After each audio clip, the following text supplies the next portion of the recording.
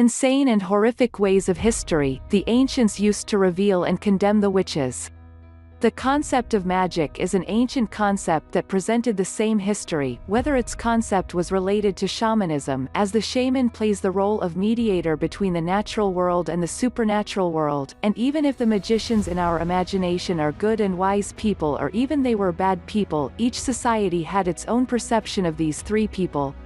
The character of the magician or witch was related to good and evil, and therefore people feared and revered her for her association with the invisible powers. This does not contradict the fact that she was a character who tweeted outside the swarm of society and religion. However, when religious or political problems arise in society, attention is drawn to magicians who will be scapegoats for the problems that afflict society. So, this was the case with magicians in Europe in the late Middle Ages and early modern times. In the 9th century AD, the Catholic Church prohibited the practice of magic, but soon changed its position in conjunction with the challenges that faced the authority of the Church. But suddenly after all this, a fundamental change occurred in dealing with the concept of magic. Magic became very real and very dangerous, and it became a matter of the newly established Inquisition at that time, fighting and chasing its practitioners. The escalation of persecution that befell those who tweeted outside the swarm of the traditional thought of the Church and those who were accused of practicing witchcraft accompanied the movement of religious reform in Europe, and it was also accompanied by the pursuit of both the Catholic and Protestant Church for those accused of witchcraft and their execution. But the question that arises here is, what is the mechanism used by the Church to differentiate between the magician and others? Below are 10 tests and trials against those accused of witchcraft to confirm their guilt or innocence. 1. Appearance and appearance.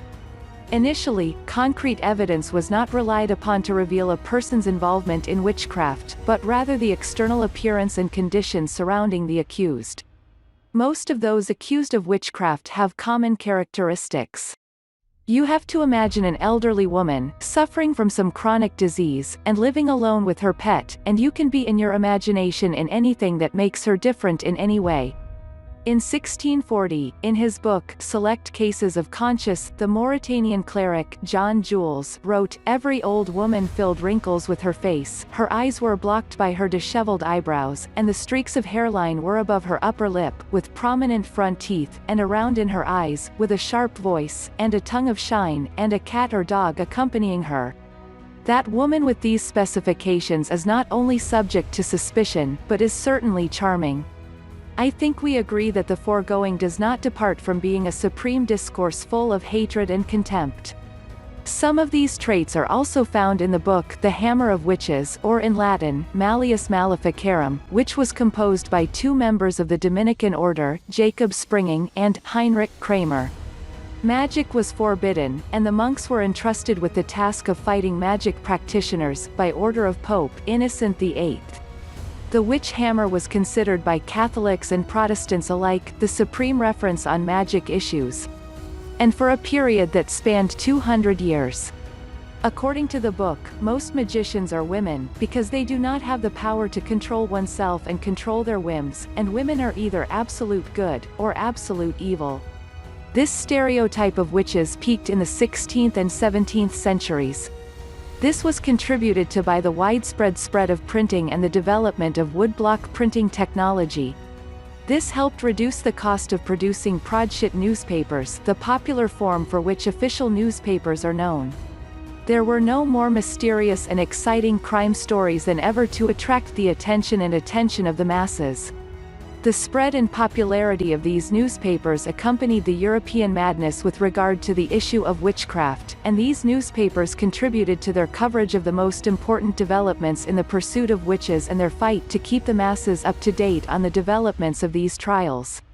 In Britain, one of the first booklets dealing with the developments of the magician's world was published. The booklet was published in 1579 and includes the story of 4 old witches. This small list included elderly women or widows living in a home alone. They all had a pet accompanying them. That sample, and after sprinkling some spices on their traits and decorating them on newspaper pages, was the stereotype of a witch that society must pursue and fight. But it seems that the external appearance was not conclusive evidence, as the body may conceal details that will assist these courts in finding their misfortune in a way that does not inherit any suspicion in its decisions against these accused. 2. Signs of Satan on the body. As we said, the external body of the witch was sometimes not enough, and the courts needed stronger evidence. The book The Witch's Hammer finds that when a witch contracts with the devil, the witch leaves a mark on her body. It was the playfulness of that narration, and it was said that this mark was the seal of the agreement that took place between Satan and the witch. And that these signs can take the form of moles, birthmarks, or even scars. As for birthmarks, the strangest their shape, the more dangerous the owner was. If your birthmark takes the form of an animal, such as a frog, for example, then you are in an unenviable position. And if you come up with an idea that easily one can remove this birthmark to get rid of all this, you are wrong. After you get rid of birthmark and this leaves an impact on your skin, congratulate you, so you now have a scar that the claws of the devil left on you while you signed the agreement between you. Or so it will be in the court. The matter did not stop at the scars, birthmarks, and moles, which were considered as a documentation of the relationship between the witch and the devil, but rather took another turn, as one of them possesses a skin protrusion similar to the nipple, as this third nipple is not as a documentation of the relationship as is the case of the signs we mentioned earlier, but the witch uses it to nurse her demon or her neighbor. Of course, it shares with previous signs as evidence of the owner's conviction. Of course, the idea of the third nipple spread widely in England and its colonies in North America. In the village of Pendle, the 80 Anne Whittle, also known as Chateau, remember this name, we will mention it again during this article, she said that after she sold her soul to the devil, she had to allocate a place from her body to feed the devil. The search for such signs of the devil is always done with all of the accused, but sometimes these signs are searched only after the accused refuses to confess to his accusation. This was what happened with Gillis Duncan, a maid who was accused and tried for witchcraft, during the wave of prosecutions and trials that took place against witches in 1590 in the northern town of Berwick in Scotland. A full-body examination, Gillis, was carried out for these signs. The defendant was stripped of all his clothes, and his body hair was often shaved as well. In order for the doctor or midwife, depending on the sex of the accused, to examine their body for these signs. Of course, this examination session will most likely be attended also by the judge and jury. The whole body is examined without exception, even the genitals. In his book, 1559, Disquisitionum Magicarum Libri Sex, Martin Delario describes how the signs of Satan were appearing to women in places different from those appearing on the body of men. In men, you often see these signs under the eyelids, under the lips, even under the armpits, on the shoulders, or even in the sacrum, the back or the anus. But in women, these signs often appear on the breast or on the genitals. Regardless of birthmarks and moles. During that time, having a body free from any deformities or scarring is rare. Europe in its Middle Ages was a hotbed of disease and epidemic. In any case, the Crazy series will not end its episodes here, as some investigators, and to make sure what marks they might see on the bodies of the people they are investigating, prefer to perform additional checks, to ensure that these signs are really demonic signs. In some cases, these additional examinations are performed if there are no signs of the accused's body from the original. These tests were simple, requiring only a needle and a pin. 3. Twitching. This method was used to verify what signs were discovered on the accused's body, and to make sure that it was actually a devil's effect on his human follower. Certainly, telling stories that detailed this test would be disgusting talk, disgusting souls. For example, 3 signs were found on the body of the French priest, Louis Gauverdy, but the color was not different from the color of his natural skin, so a group of doctors was appointed to examine those signs. Doctors punctured the mark on his thigh, up and deep with 2 fingers, the place of the hole did not bleed, and Gauverdy did not feel any pain, and this was what proved the charge of magic on him. As in the case of Gauverdy, it was often the acupuncture doctors. But in Scotland there was a specialized group to carry out such tests. They called themselves Searchers of Witches, or Stooges, or in English, Witch Pricker. This group has become their own union. The attitude of society towards them was not surprising, at least in Scotland, and this is reflected in the fees that they were receiving as a result of their services, which were very expensive. Needles, nails, and staples were used in such tests. However, in order for the matter to turn into a trade that generates large amounts of money on these stockpiles and to ensure the conviction of the accused, some, if not most of the stockpile, used spilled needles designed specifically for this purpose. She used to design such devices, with their pointed end inserted into a cavity inside the needle or pin body. It is as if the end had penetrated the accused's body, and this thus reinforces the success of the acupuncture mission in condemning it. When the needle is withdrawn, there will be no blood and the accused will not feel anything. But what is worse and more silent, is when there are no demonic signs on the body of the accused, so the task of storing is to search for signs that are not visible on his body. Here, his entire body will be prone to tingling until the researchers find a spot that has not bleed and where the accused person does not feel pain when pricking them. The process of revealing the signs of the devil was not limited to doctors and warehousing experts specializing in this field, but sometimes the victim herself conducts this examination on her charm. It was a popular belief that when the bewitched blooded the person who caused her curse, the severity of her symptoms would decrease. So if the bewitched is stabbing two birds with one stone, it will help remove the curse you suffer from, and they will condemn the accused if they are involved. 4. Urine test, one of the methods used to identify magicians. This test is applied if there is any doubt about a person's condition, and it has not been confirmed that he or she is actually ill. His urine is used to verify this. Rather, this test may help to identify the magician who has spoiled this person. But when urine is excluded from other body secretions. In the 16th and 17th centuries, urine samples were commonly used for the medical diagnosis of some diseases, so it was reasonable in the minds of the public that it was used to diagnose the curse of magic. One of the ways that was common at the time of using urine was to prepare a witch cake, whose main ingredients were infected urine and rye. The cake was then served to a dog and not to the appointment, except in case of suspicion of a certain person. That cake is fed to his dog for his pet. After that, the animal is closely monitored, and if it shows the same symptoms that the urine owner who is in the cake suffers from, this confirms that he has magic. So this cake was supposed to reveal magic, if any, and to identify the magician. But apparently, in our next story, this test didn't work. Or, say, it was counterproductive. In January of 1692, this test led to the discovery of the first witches in the village of Salem, Massachusetts. They were among those who tried to test this test and did not pass. For the Weston Magna residents in Leicestershire, they had their own way of using urine to uncover witches who suspected their presence in their village in 1717. After many of the villagers suffered from the disease whose symptoms were twisting and deformation in the limbs, the villagers went to the priest to decide the matter and try to find a solution to it. But it seems that the village priest was unable to find any solution that would reduce the suffering of the villagers, so he decided in turn to seek the help of a local therapist, who used popular and strange treatments, as you will find. The idea of the therapist was to boil the injured urine after putting it in a bowl. This process will contribute to treating the injured person if the urine does not leak from the vessel.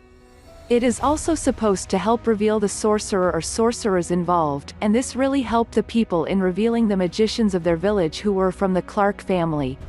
5. Drowning test. Also, a test of drowning was one of the methods used in the 17th century. The concept of drowning test, or river test, for witches, his idea came from the trial with torture. In English law, this test dates back to the 10th century, when King Athelstan enacted indicium aequae, which in Latin means river test, as a test that proves innocence or conviction of the accused, for many crimes and felonies. This test in 1219 became informal, yet it remained a popular test to try those accused of certain crimes, such as witchcraft. But in 1597 King James I re-enacted a law that recognized this test. By nature, water was considered something pure. so large bodies of water were mainly used for baptism. Returning to the drowning test, the holy baptism of a river or a pool of water will test the innocence of the accused. King James VI of Scotland, who later became King James I of England and Scotland, said in his book, Demonology, God imposed on the water that you cut them off and not feed them to her breasts. The water of the holy baptism had rejected them, and they refused to take advantage of their good deeds, referring to the fact that the witch abandons baptism when joining the service of Satan.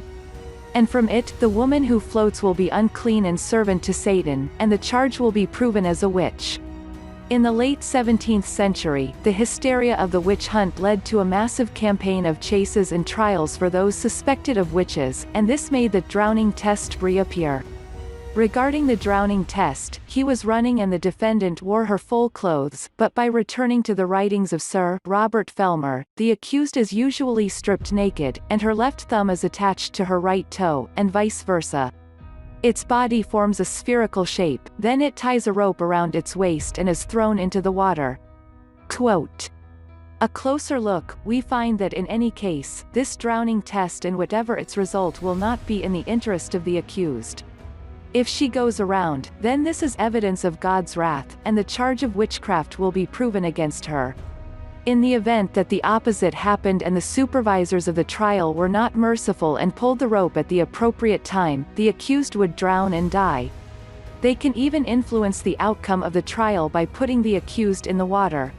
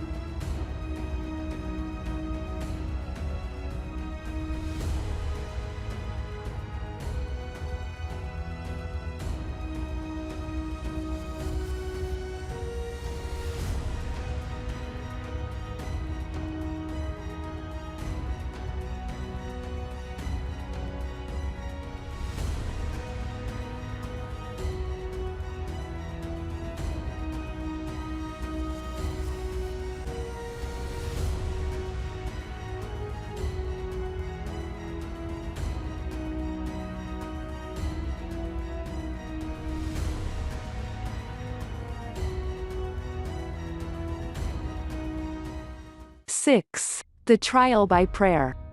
Stone print showing the hysteria the people experienced during the witch trials in Salem in 1892. Praying without a mistake is of great importance in ancient Roman beliefs. The priests who perform the religious rituals must perform it carefully, for every word and every gesture must come at its right time and its appropriate form without the slightest distortion, and the mistake requires that the prayer be repeated. According to these beliefs, if one carelessly performs his prayer properly, this brings the wrath of the gods and bad luck. But apparently these myths found their place in Christianity, and by the 17th century the trial with prayer had become another test for the discovery of witches. The idea of this test is that those who sold themselves to the devil will not be able to pray to the Lord or read from the Bible without being intimidated by the words contained in the prayer or the Bible, and it is therefore common for people accused of magic to be forced to read the Lord's Prayer or verses from the Bible. The accused has to complete this test without stuttering, jerking, or mispronouncing the words. But considering the defendant's condition and being in an unenviable position, he will determine whether she will die or will be acquitted, and that if she does not suffer the consequences of the investigation that preceded the trial, and if the investigation did not permeate any kind of torture, of course, it would be great for one of them to pass this test.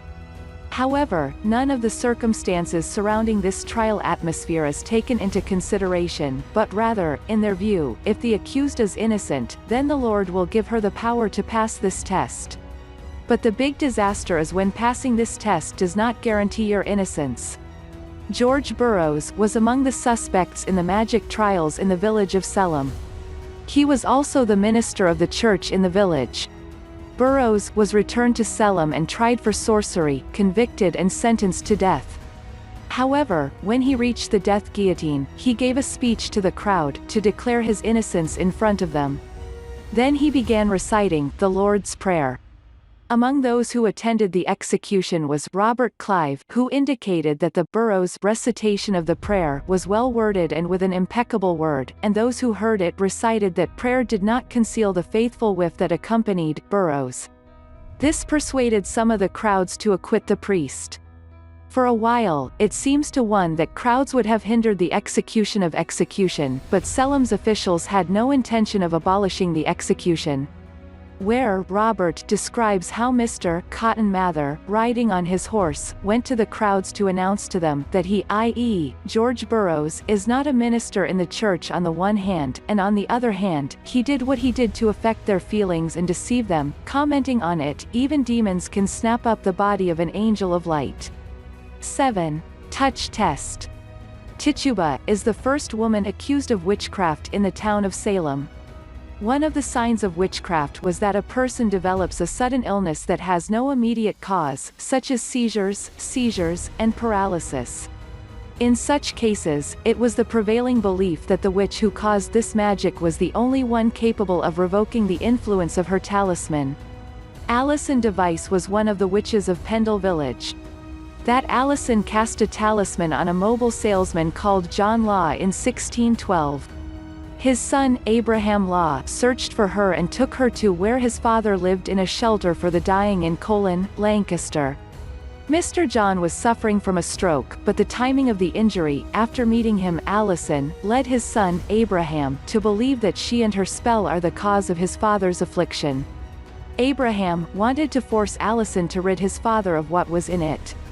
But when she saw John's condition, she expressed her desire to do so. I even begged Abraham to forgive her for what she had done, but she did not succeed in ridding the father of what was in it. Despite this incident, which proved that there is no use in this touch test, it remained certified to detect magicians. This incident led to a series of trials against magicians in the village. The idea of this test is based on a simple idea.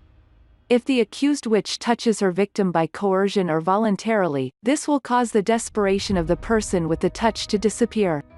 This will prove guilty of witchcraft. It is a sufficient condition to prove the charge against it.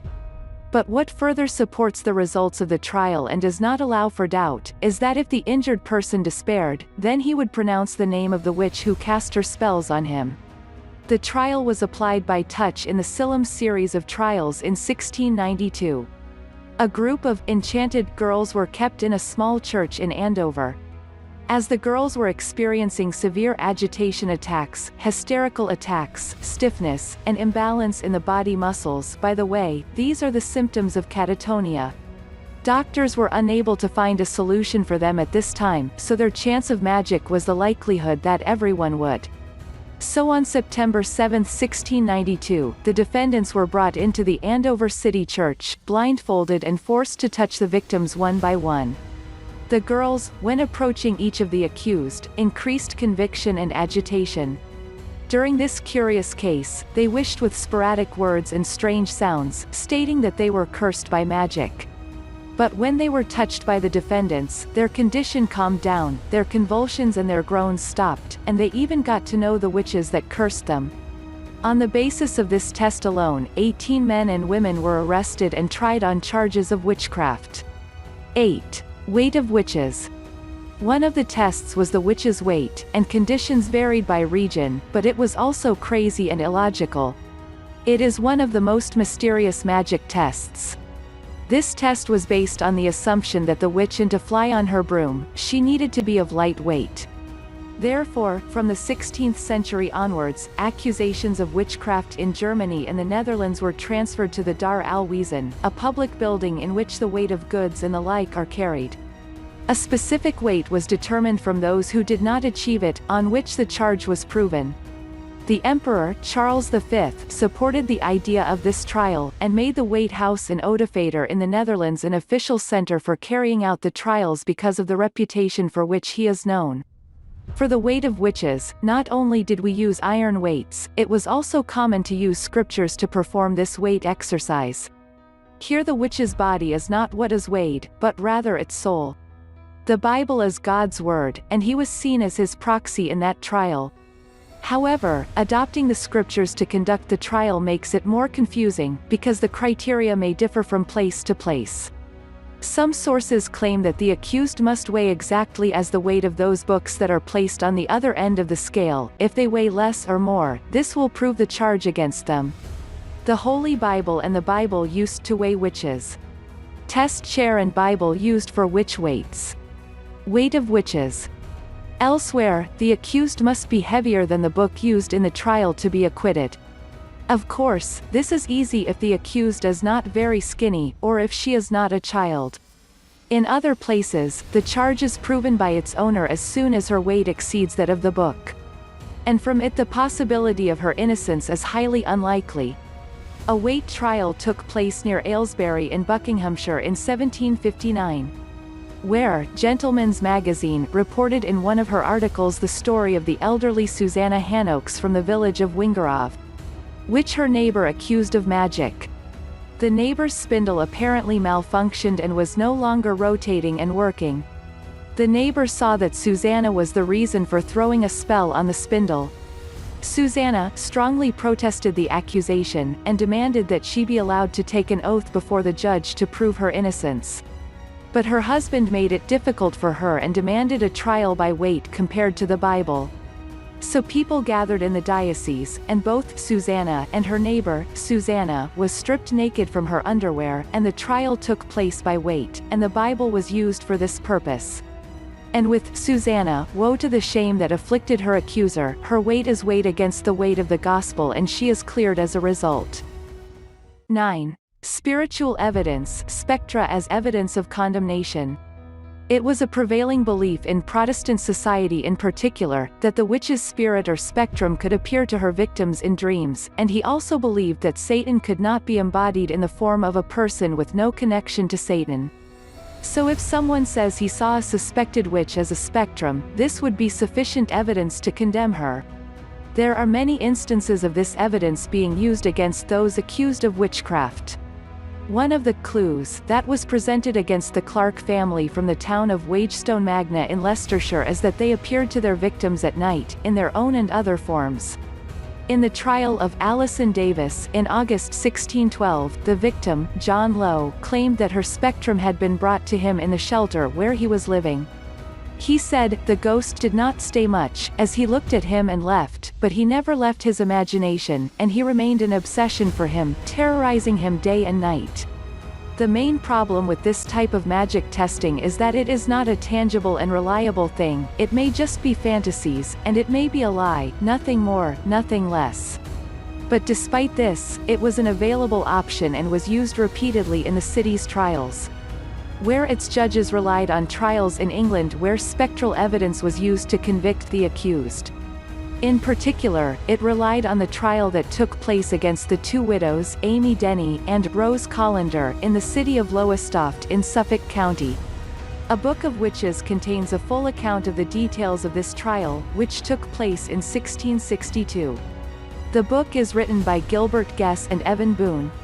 Both widows were accused of witchcraft of 30 children. It was what some of the children said that the old women were showing them, and threatening them that they would torture them more than the torment they had endured before, if they told someone what they had heard or seen. 10. Mental illnesses and strange behaviors. Stone print by George H. Walker in 1892, showing one of Salem's witch trials. In the end, it comes to just being afraid of someone, or when one of your behaviors or natures dislikes you. In other words, anyone who tweets outside a swarm and does not comply with social norms is threatened with being accused of witchcraft. But the big disaster is when the crucible of danger enters people with mental illnesses such as schizophrenia, epilepsy, and the elderly with dementia. According to the National Institutes of Health (NIH), which is an agency of the U.S. Department of Health and Human Services, a large number of the alleged magicians who were burned were most likely suffering from mental disorders. Strange behaviors, an indication that the owner is practicing magic and sorcery, was more likely than women to appear in women. So the book The Hammer of Witches, or the Latin Malleus Maleficarum, literally embodied the madness that swept Europe against women at that time. Between the two edges of this book, women find an image that is an object that is woven out of weakness and delusion, and that it is a being more susceptible to Satan. The womb of the woman is depicted as a source of evil, and therefore the woman as a malignant being during menstruation periods. This makes women more vulnerable to being affected by invisible beings, and by doing so they become witches and their abnormal behavior becomes exaggerated and more perverted. One of the strange behaviors that used to cause the owner of the circle of doubt is to talk to yourself. It makes those who hear you think that you are whispering a spell. Unfortunately, this is one of the things that I took as evidence of practicing witchcraft against the old man, Chateau, and although she was suffering from dementia, this did not prevent the court from using this evidence against her.